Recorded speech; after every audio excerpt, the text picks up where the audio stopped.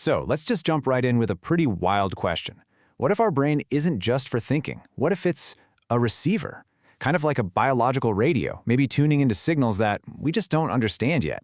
Now, I know that sounds like science fiction, but the answer might be even stranger than you think, and it connects one of the most famous alien abduction cases ever to a secret government program, a program that literally tried to weaponize the human mind. Okay, so let's set the scene. It's 1961, and we're talking about maybe the most famous alien abduction case in history, Betty and Barney Hill. Now, under hypnosis, Barney starts describing how he communicated with the beings on this craft. And get this, it wasn't verbal at all. He called it thought transference, a direct mind-to-mind link. He didn't even know the word telepathy, but that's exactly what he was describing. And you know, the crazy thing is, the Hills account isn't some one-off story. This idea of telepathic communication, thoughts being put in your head and read from your head without any tech, is actually one of the most persistent claims in the whole UFO world. It pops up over and over again in whistleblower reports. It's so strange, right? It's so easy to just write it off. Except, the US government actually spent more than 20 years and a whole lot of money trying to figure out if this exact kind of thing was real. And that brings us to one of the most bizarre, declassified programs in US intelligence history. We're talking about Project Stargate, the Psychic Spies. And believe me, this was no flash in the pan. This thing started way back in the early 70s at the Stanford Research Institute. And why?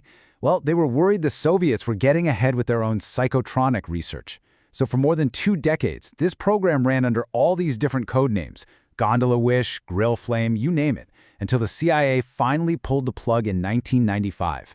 And what was their main focus? Something called remote viewing. The idea that you could see things, events, places, information from super far away using nothing but your mind.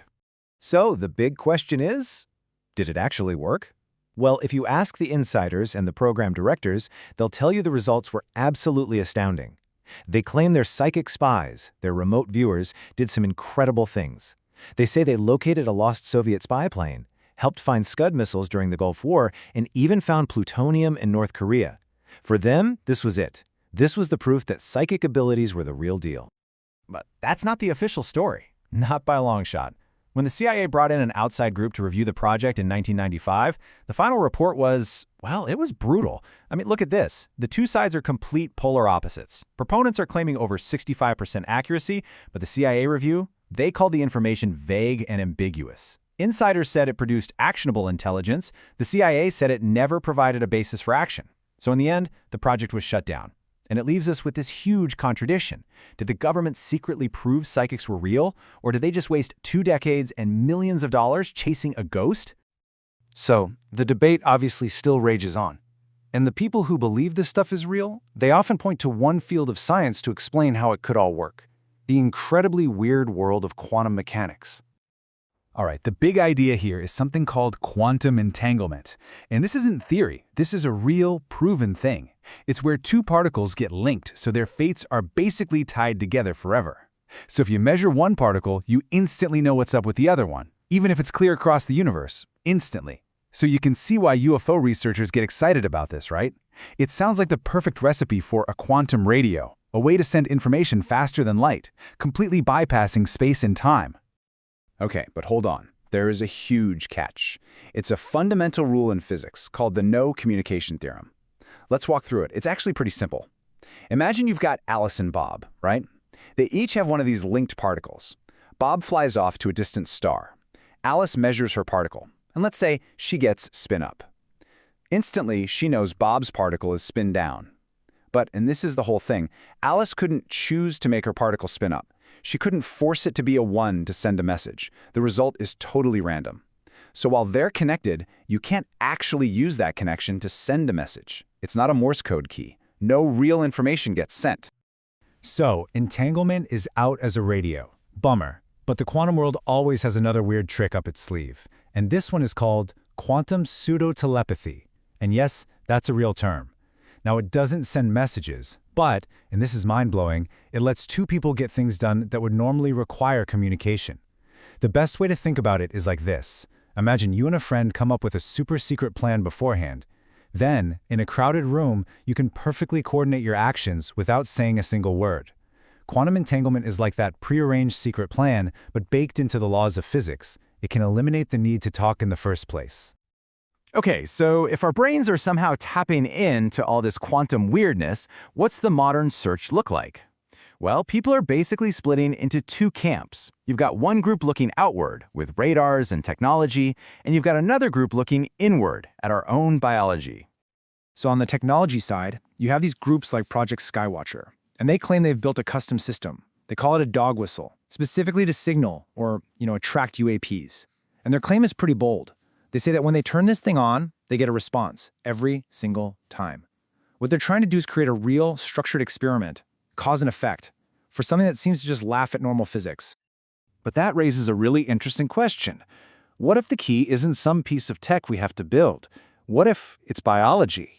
What if the ultimate receiver is something we've had all along, right inside our own heads?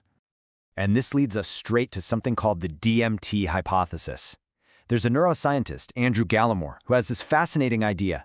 He suggests that DMT, which is the super powerful psychedelic molecule found in nature and even in our own bodies, acts like a key.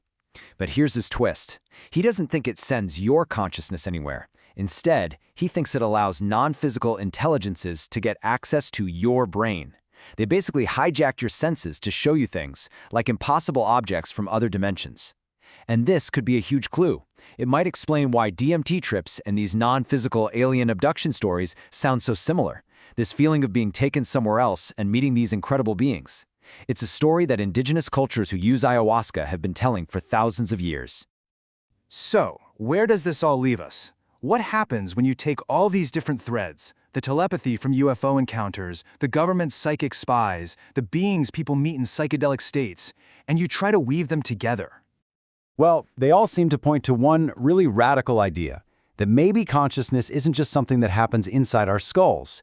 Maybe it's a fundamental part of the universe itself, and maybe, just maybe, it can interact with a whole other layer of reality that's usually hidden from us.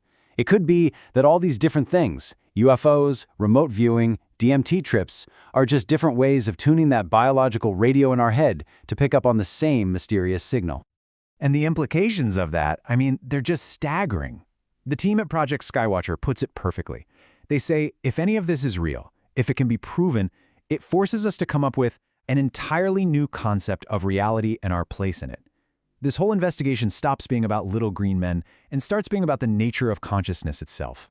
Which really just brings us back to that one final big question. Are all these things, UFO encounters, psychic abilities, mystical experiences, are they all just glitches in our brain's wiring? Or could they be signals? Signals breaking through the static, trying to tell us that our brains aren't just processors, but receivers. Receivers for a reality that is way, way stranger than we ever imagined.